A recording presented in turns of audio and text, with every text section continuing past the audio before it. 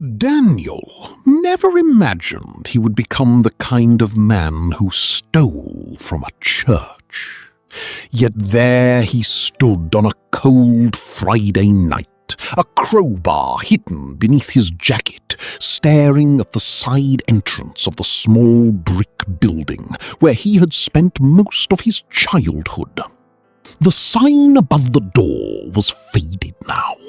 The paint was peeling, but he still recognized it. This was the church where his mother used to sing every Sunday morning. The church where she had taught him to pray. The church where he had promised God he would serve him forever. A bitter laugh escaped his lips. Promises. What a joke. He adjusted the backpack hanging from his shoulder and glanced around the empty parking lot. Inside the church office there would be money. Not much, but enough. Enough for one more fix. That was all he cared about now. One more fix. The craving clawed at his body like a living thing. He stepped toward the door. Then, for a brief moment, a memory interrupted him. A hospital room. White walls. The steady beep of machines. His mother's thin hand wrapped around his. Daniel was 16, terrified, trying not to cry. God will take care of you, she whispered. 3 days later, she was dead, and God never showed up. At least that was what Daniel had believed ever since. His jaw tightened. He shoved the memory away and raised the crowbar. But before he could swing, a light flickered on inside the building. Daniel froze. Someone was still there. A shadow moved behind the frosted glass. A moment later, the door opened. An elderly man stepped outside, carrying a trash bag. Daniel instantly lowered the crowbar behind his leg. The old man squinted into the darkness. For several seconds, neither of them spoke. Then the man tilted his head. Daniel. The sound of his name hit him harder than expected. The old man was the church janitor, Mr. Samuel. Older now, slower, but unmistakable. Daniel cursed under his breath. Not interested, he muttered. Mr. Samuel looked at him for a long moment. His eyes moved from Daniel's hollow face to the backpack hanging from his shoulder, and then to the crowbar. The old man understood immediately. Yet strangely, he didn't seem afraid. He simply nodded. You're hungry? Daniel frowned. What? Come inside. I've got coffee and sandwiches. Daniel almost laughed. A sandwich? Did this man have any idea what he needed? But the smell of food drifting from the doorway stirred something inside him. He hadn't eaten since morning. Against his better judgment, he followed the old man inside. The fellowship hall was nearly empty. Mr. Samuel placed a plate on the table. Turkey sandwich, bag of chips, coffee. Daniel attacked ate the food like an animal. The old man sat across from him quietly. No lecture, no sermon, no questions. Just silence. After several minutes, Daniel wiped his mouth and stood. "I'm leaving." Mr. Samuel nodded. Then he said something that stopped him. "Your mother used to pray for you every Wednesday." Daniel froze. The room suddenly felt smaller. Mr. Samuel continued, "Even when she knew she was dying." Daniel stared at him, unable to speak. "She'd sit right there." The old man pointed towards the front row of folding chairs. "Every week she'd pray that God would keep pursuing you." Something tightened in Daniel's chest. He hated this conversation. Hated the memories. Hated the pain. Without another word, he turned and walked out. For the next 3 weeks, he couldn't escape those words. Your mother used to pray for you. Everywhere he went, they followed him. When he lay awake at night, when he wandered the streets, when he injected another dose into his arm, when he stared at himself in dirty bathroom mirrors, your mother used to pray for you. Your mother used to pray for you. Your mother used to pray for you. The words haunted him, and so did another memory. Marcus, his best friend, the only person who had remained beside him through years of addiction. Marcus had overdosed 6 months earlier.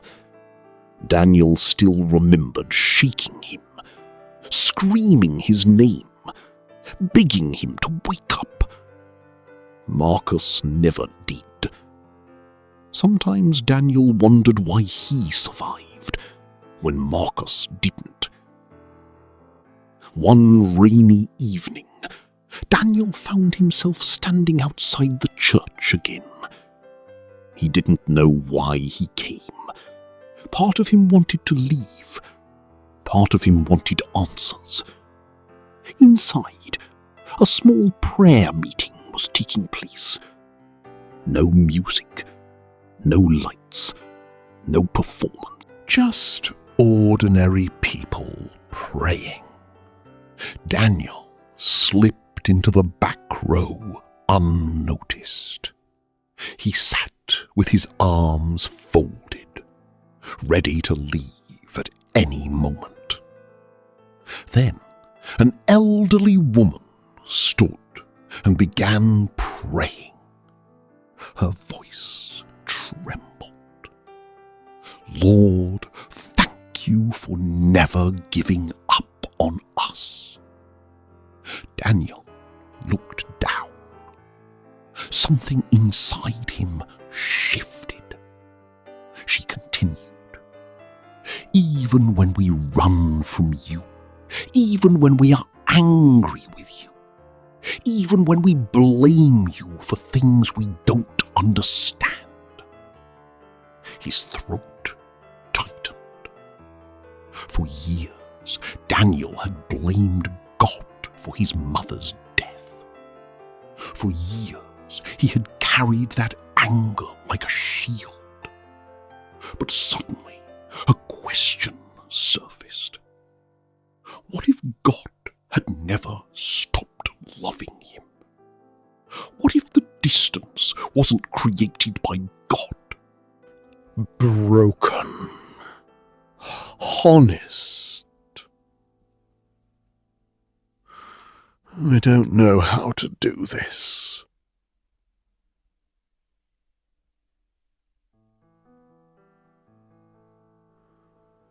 Silence. Tears filled his eyes. I've spent years blaming you. His voice cracked. I'm angry. More silence. Then, finally, I'm tired. Tired. The room felt painfully quiet. Daniel lowered his head. For the first time in over a decade, he stopped fighting. Stopped pretending. Stopped running. God. His shoulders shook. I need you.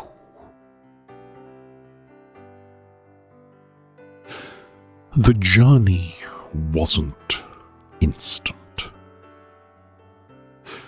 The cravings did not disappear overnight.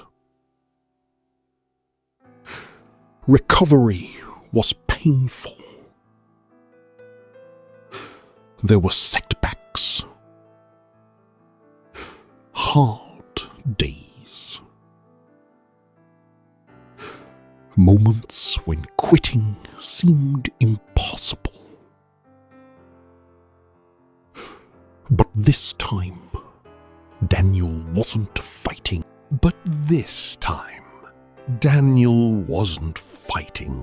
Alone. Slowly, things changed. He entered a recovery program.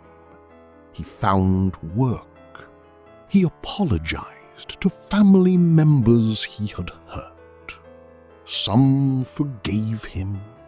Some needed time.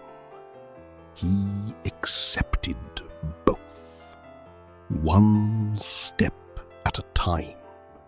One day at a time. One prayer at a time. 2 years later, Daniel stood on a church platform, holding a microphone. The sanctuary was filled with people. Among them sat recovering addicts, struggling families, and young people searching for hope. Daniel looked across the room, then toward the place where his mother used to sit. A smile touched his face. The scars were still there. The memories were still there. But he was no longer the man who had arrived with a crowbar in his hand and despair in his heart. For years he believed God had abandoned him. Now he understood something different. God had been pursuing him all along. Through prayers whispered by a dying mother, through the kindness of an old janitor, through loss, through pain, through every dark road he had traveled.